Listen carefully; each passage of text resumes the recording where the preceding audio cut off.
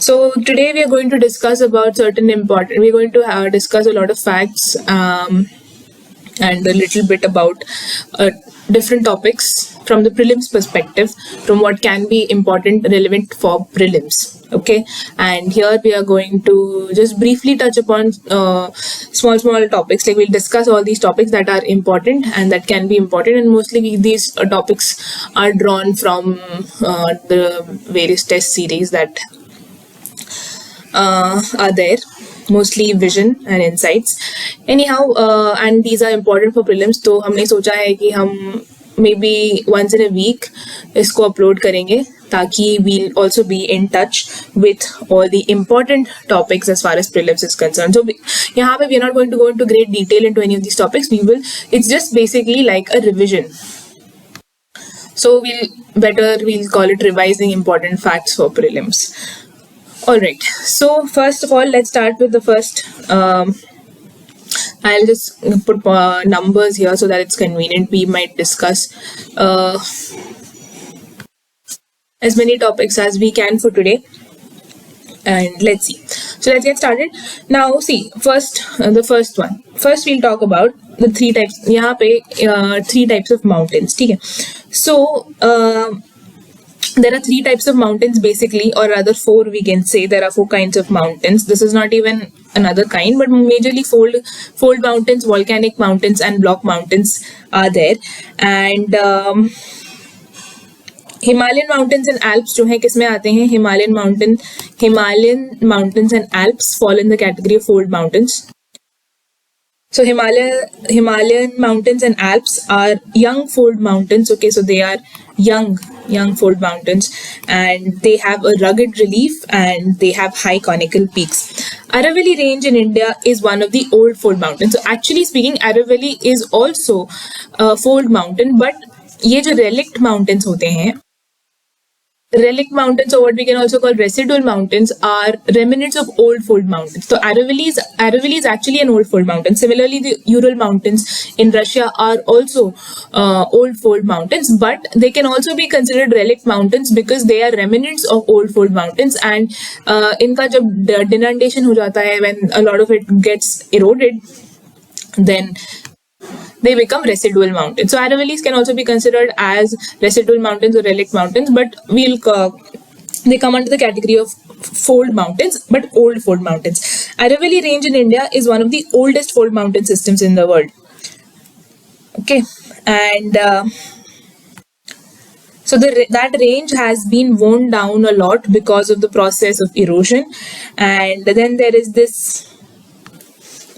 So Aravalli, Ural mountains in Russia and this Appalachian mountains in North America are very old fold mountains. ठीक है? And they have rounded, and ये जो Ural mountains है Russia में, they have rounded features and low elevation. Similarly, all these very old fold mountains have mostly gotten eroded with time. अब block mountains की बात करें तो block mountains are created when large areas are broken and displaced vertically. So the uplifted blocks को क्या कहते हैं? ये जो uplifted blocks हैं इनको क्या कहते हैं? They are called horsts. And जो नीचे वाले blocks होते हैं इनको क्या बुलाया जाता है? They are called graben. ठीक है, this is just like a brush up thing. हम सबके detail में नहीं जाएंगे. Very quickly we'll touch upon the important topics, and from the prelims perspective we will try to cover it, like छोटे करके we will try to cover as many topics as we can for today. ठीक है.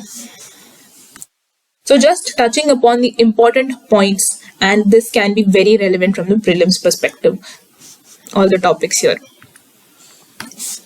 So block mountains के examples क्या हैं? Block mountains के examples are Rhine Valley. The Rhine Valley and the Vosges Mountains in Europe are examples of these block mountains. Volcanic mountains are those mountains that are formed due to volcanic activity, obviously. और इसका एक example है Mount Kilimanjaro in Africa and Mount Fujiyama in Japan.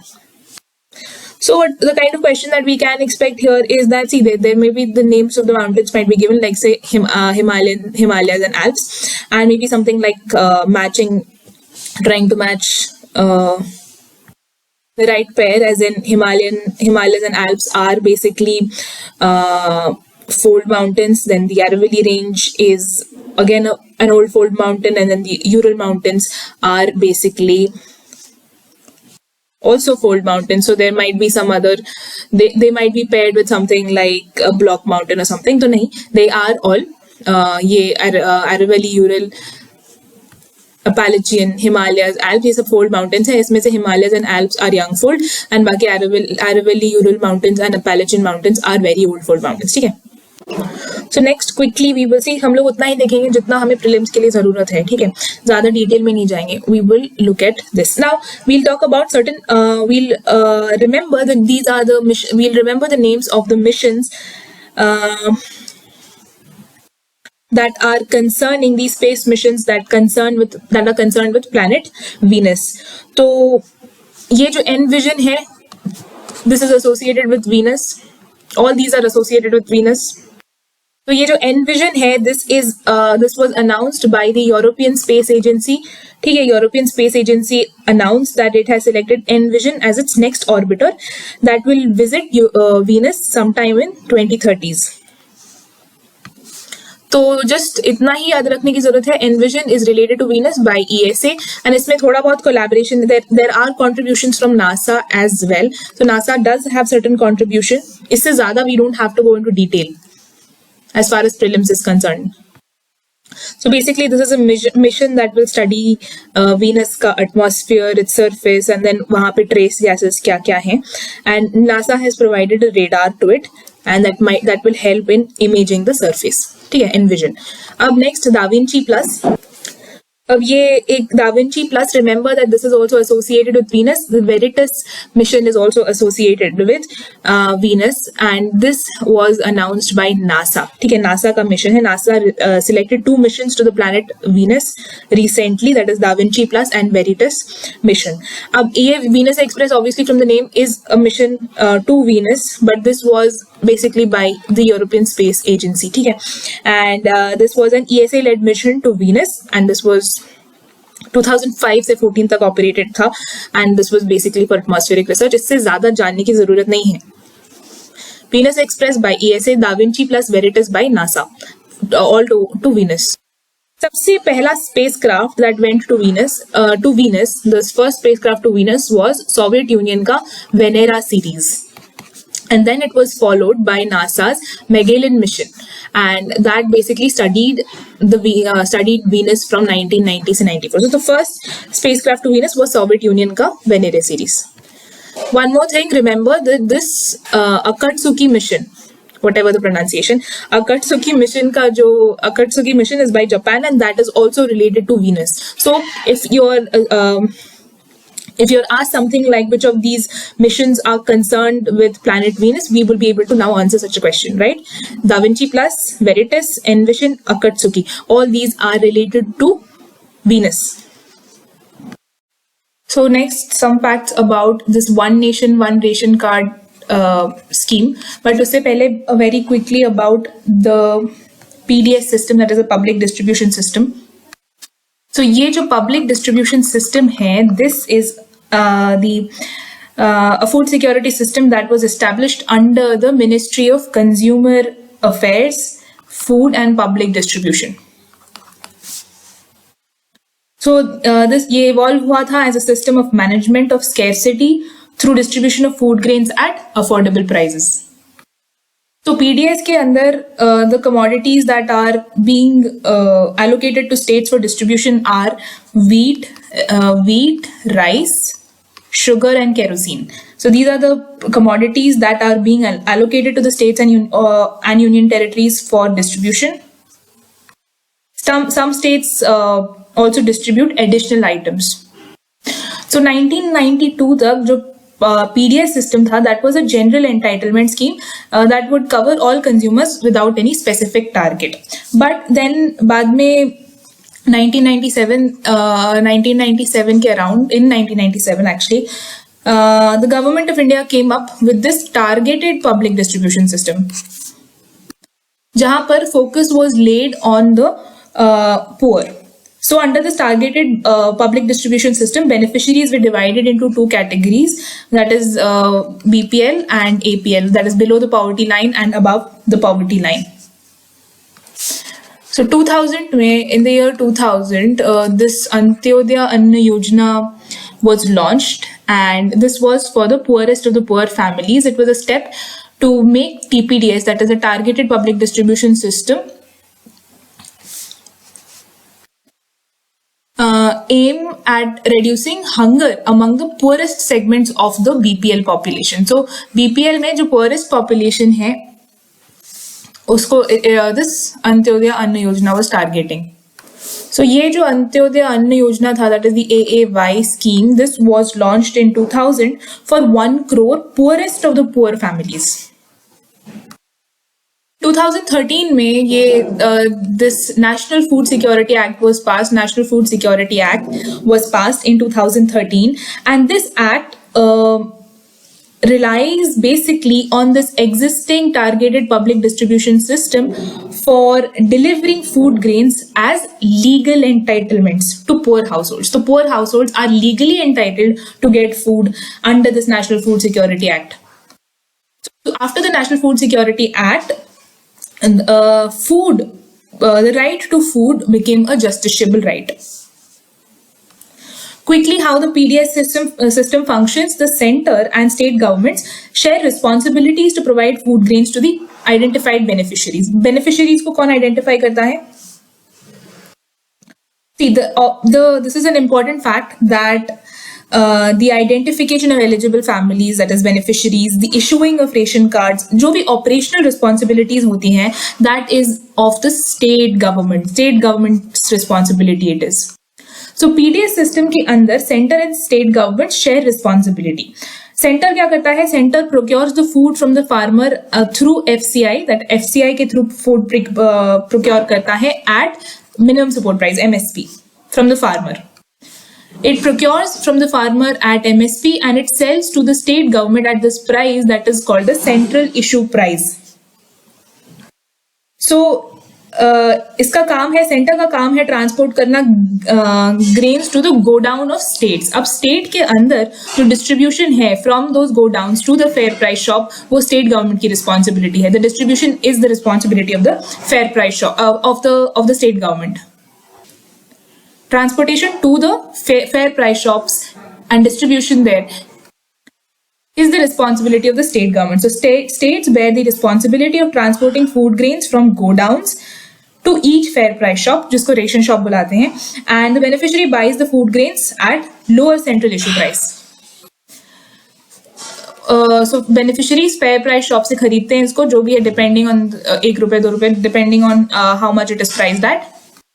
So that is quickly about the PDS system. अब ये one nation one ration card scheme क्या है? This is aimed at enabling migrant workers and their families to buy subsidized ration from these fair price shops that we talked about anywhere in the country. So पहले क्या था कि you could buy the ration. If you're a ration card holder, you could buy the ration from these fair price shops only in your particular state. But migrant workers, let's say a worker from Bihar goes to some other state, let's say goes to Delhi Union Territory.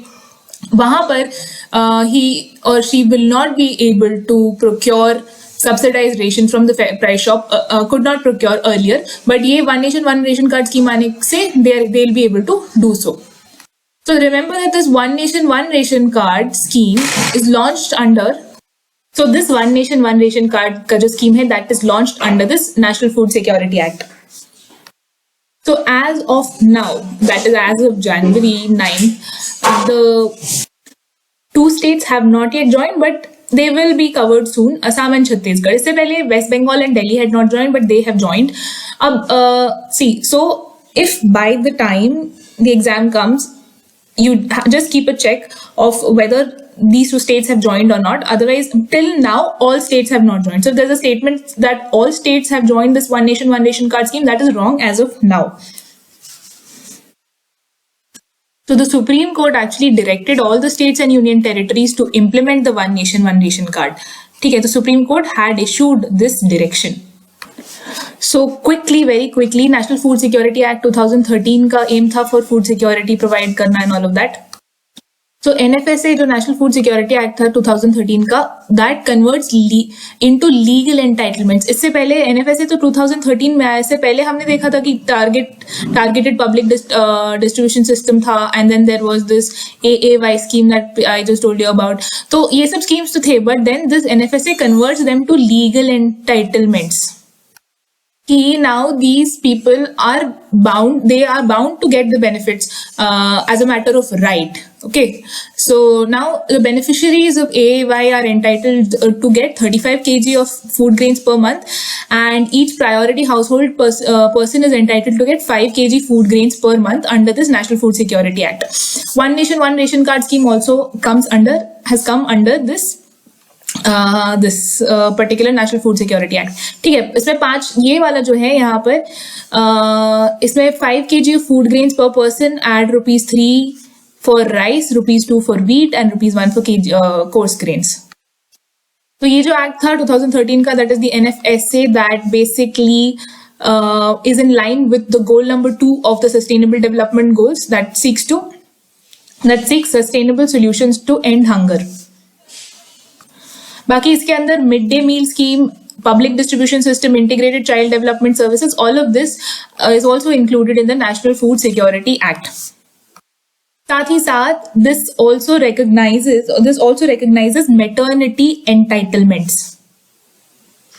So remember that this NFSA is being implemented by all the states and union territories. Next point, fourth one, very quickly about mRNA vaccines, because it has been in news. So mRNA vaccines एक नई तरीके की vaccines हैं जो to protect us against infectious diseases. mRNA vaccines immune response को trigger करती हैं,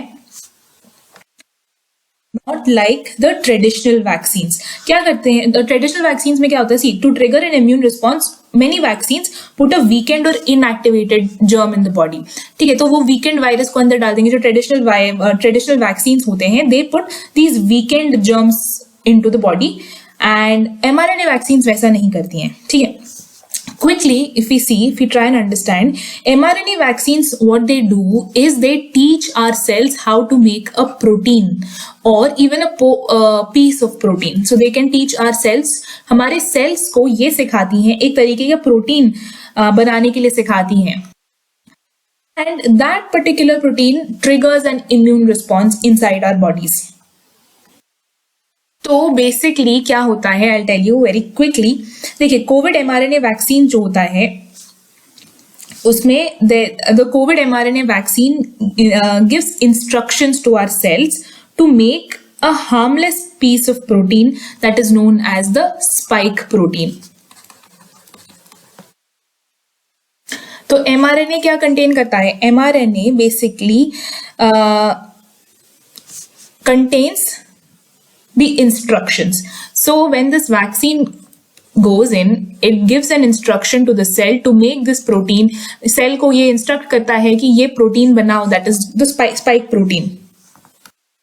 cell क्या करता है? सेल उस इंस्ट्रक्शन के हिसाब से उस प्रोटीन को बनाता है. स्पाइक प्रोटीन एक्चुअली क्या होता है? स्पाइक प्रोटीन वो प्रोटीन है जो वायरस के सरफेस पे मिलता है. सो वही प्रोटीन, उसी तरीके का एक प्रोटीन यहाँ पर इंस्ट्रक्ट किया जाता है सेल को बनाने के लिए. अब जब ये एक बार सेल ये बना लेता है तो instruction to make such spike protein is broken down. वो इंस्ट्रक्शन गोज अवे. तो ये जो है, ये स्पाइक प्रोटीन बन जाता है. ये सेल जो है स्पाइक प्रोटीन को अपने सरफेस पे डिस्प्ले करता है. अब हमारे इम्यून हमारा जो इम्यून सिस्टम है तुरंत ये रिकॉग्नाइज कर लेता है कि अरे ये तो यहाँ पे बिलोंगिंग नहीं करता है, ये कौन सा प्रोटीन है जो यहाँ पर आ गया है. So this basically this spike protein is similar to the protein that is found on the surface of the virus, the actual COVID-19 virus. So immune system immediately recognizes it and it starts to make an immune response and it makes antibodies. अब क्या होता है, इस process के and पर हमारी bodies, हमारा जो इम्यून सिस्टम है वो सीख जाता है कि किस तरीके से अगर ये स्पाइक प्रोटीन उसको फिर से दिखे तो अब क्या करना पड़ेगा. तो जब वायरस आएगा अंदर, so then it knows how to respond. So इसका बेनिफिट ये है mRNA वैक्सीन्स का कि those people who are vaccinated gain this protection response protection without having to risk the serious consequences of getting sick with actually COVID-19. So basically the same thing, the use that a general vaccine has. अब ये देखिए antigen की अगर हम बात करें, so there is a term called antigen. Antigen क्या होता है? कोई भी foreign, anything that is foreign to the human body is an antigen. Antibody क्या होता है? एंटीबॉडी एक प्रोटीन होता है. Antibody is a protein component of the immune system. ठीक है, जैसे अभी इसके रिस्पॉन्स में the immune system will produce an antibody. अब एंटीबॉडी एक प्रोटीन कंपोनेंट है एंड ये क्या करता है? This recognises a foreign substance जैसे बैक्टीरिया, वायरस, एंड फिर उसको it kills it, it neutralises it. So अगर एक बार after exposure to this foreign substance that is an antigen, foreign substance is an antigen, antibodies जो हैं एक बार जब बन जाते हैं तो they continue to circulate in the blood and then there is a future protection against there is a protection throughout or sustained protection that exists because ये antibodies जो हैं they circulate in the blood providing protection against future exposures to such antigens. तो basically अगर हम देखें तो ये जो वैक्सीन है, mRNA vaccines, researchers have been studying and working with these mRNA vaccines for decades. Interest has grown in these vaccines because ये जो vaccines हैं they can be developed in a laboratory using readily available materials. इसका मतलब ये है कि जो process है वो स्टैंडर्डाइज किया जा सकता है जल्दी और उसको तुरंत स्केल अप किया जा सकता है एंड इस तरीके के वैक्सीन को बनाना at large scale is more feasible, making vaccine, and so these vaccines are revolutionary. One reason being that they make vaccine development faster than traditional methods of making vaccines. mRNA vaccines जो हैं तो ये पहली बार नहीं है कि Covid के लिए एक mRNA वैक्सीन बनाया गया है. mRNA वैक्सीन्स इससे पहले भी स्टडी किए जा चुके हैं for flu, for Zika, rabies and CMV. Future में mRNA वैक्सीन टेक्नोलॉजी को यूज करके एक वैक्सीन बनाया जा सकता है. It may allow for one vaccine to provide protection for multiple diseases, that is a possibility. And vaccines के अलावा कैंसर रिसर्च में mRNA वैक्सीन्स को यूज किया जा चुका है to trigger the immune system to target specific cancer cells. So this is a very emerging area of research and has been highly useful in the vaccines development for COVID. So this process is important. So mRNA vaccines are different from traditional vaccines in what sense? तो हमने देख लिया mRNA vaccines जो हैं traditional vaccines में पूरे का पूरा ही इनएक्टिवेटेड वायरस ही बॉडी में डाल देते हैं to trigger this response. But यहाँ पर क्या किया जाता है? यहाँ पर पूरे का पूरा वायरस नहीं डाला जाता है अंदर. सो this is the mRNA gives instruction से सेल जो है वो प्रोटीन बनाता है जो स्पाइक प्रोटीन है एंड दस उसके बाद जो बॉडी है वो इम्यून रिस्पॉन्स जेनरेट करता है और सीख जाता है कि किस तरह से इन फ्यूचर इस तरीके के स्पाइक प्रोटीन अगर उसको देखे तो उससे कैसे डील किया जाए. That is how an mRNA vaccine works.